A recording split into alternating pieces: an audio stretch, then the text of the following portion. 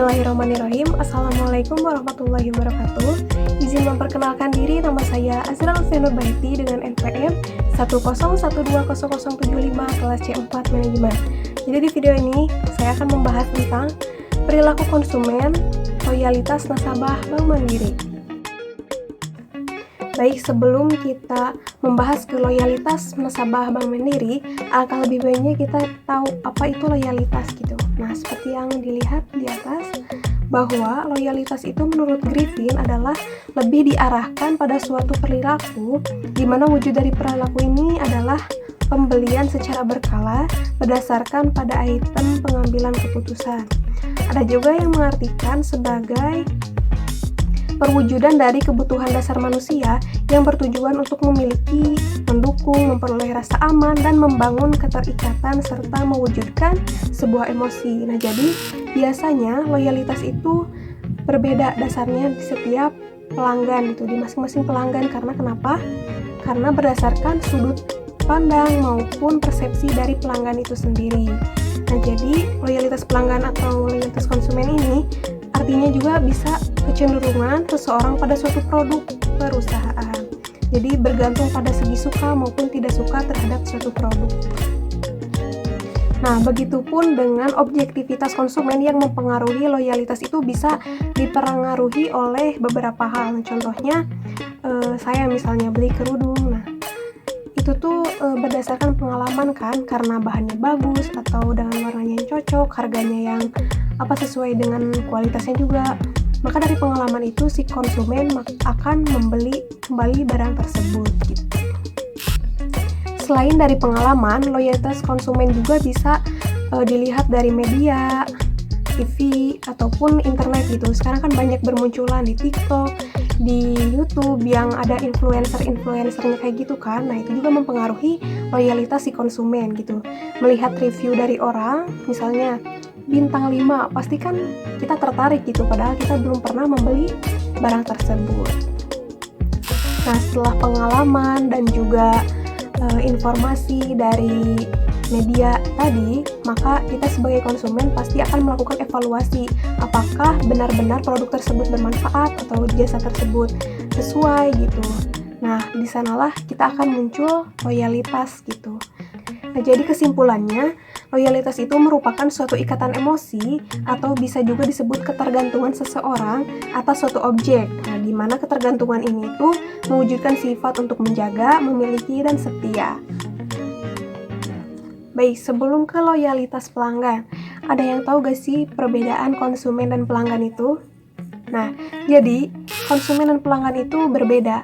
Kalau konsumen itu adalah orang yang pertama kali membeli suatu produk ataupun jasa. Nah, jika pelanggan itu orang yang sudah membeli 2 atau 3 kali, bahkan lebih sebuah produk ataupun jasa. Nah, itu bedanya. Jadi apa sih pengertian dari loyalitas pelanggan itu? Nah, menurut Oliver, loyalitas pelanggan adalah sebuah komitmen dari pelanggan untuk bertahan secara mendalam dalam melakukan pembelian ulang suatu produk. Nah, baik produk fisik maupun jasa terpilih secara berulang-ulang di masa mendatang. Biarpun ada pengaruh situasi serta usaha-usaha pemasaran yang memiliki potensi untuk merubah perilaku. Nah, jadi loyalitas pelanggan itu meskipun ada produk yang bermunculan gitu sejenis seperti itu, tetap aja gitu, tetap beli yang produk itu gitu, karena kita sudah beberapa kali membeli produk itu dan menggunakannya gitu. Nah, tadi kan udah tahu apa itu arti dari loyalitas pelanggan. Nah, sekarang ada tujuan dari loyalitas pelanggan itu apa sih gitu. Nah, yang pertama itu membangun keterikatan terhadap merek. Jadi pelanggan yang loyal itu akan selalu setia terhadap merek ataupun produk dari perusahaan yang disukainya gitu.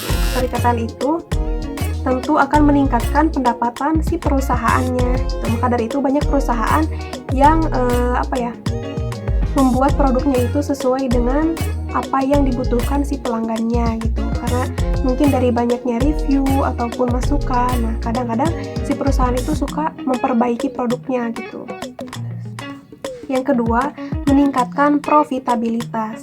Nah, karena si pelanggan itu sudah loyal terhadap produk atau brand dari perusahaan tersebut, maka otomatis profitnya dari perusahaan itu kan akan naik gitu, karena si pelanggan kan sudah membeli produk itu beberapa kali gitu, otomatis sahamnya juga ikut naik gitu. Dan yang ketiga, meningkatkan rekomendasi produk. Nah, jadi seseorang yang memiliki loyalitas terhadap suatu produk dari perusahaan, merasakan manfaat dari produk itu, maka akan secara tidak langsung mempromosikan kepada orang-orang di sekitarnya gitu. Misalnya, ketika saya membeli hijab ini karena saya suka gitu, jadi suka dipakai kemana-mana gitu, otomatis kan teman-teman pada nanya gitu, misalnya kamu pakai hijab apa nih? Oh iya, saya beli dari ini. Nah, otomatis yang lainnya itu terinfluence gitu terhadap apa yang saya katakan, karena saya pasti bilang produk ini bagus dan bla bla bla gitu, dengan segala kelebihan dari produk ini. Terakhir, yaitu mempertahankan eksistensi si perusahaan. Nah, jadi konsumen itu merupakan salah satu stakeholder bagi perusahaan. Jadi, ekosistem perusahaan itu dapat berjalan lancar apabila ada konsumen gitu dah. Si perusahaan ini pasti akan berharap bahwa konsumen itu akan menjadi seorang pelanggan, karena ketika perusahaan itu memiliki banyak pelanggan, maka profitnya juga akan naik, sehingga keberadaan dari si perusahaan itu akan tetap ada gitu, eksis terus gitu. Nah, sekarang kita akan lanjut faktor-faktor apa aja sih yang mempengaruhi loyalitas pelanggan itu. Jadi ada beberapa faktor yang dapat mempengaruhi loyalitas pelanggan. Di sini ada 4. Yang pertama ada perhatian atau caring gitu. Jadi perusahaan itu harus perhatian gitu, harus memperhatikan apa yang dibutuhkan oleh si pelanggan gitu.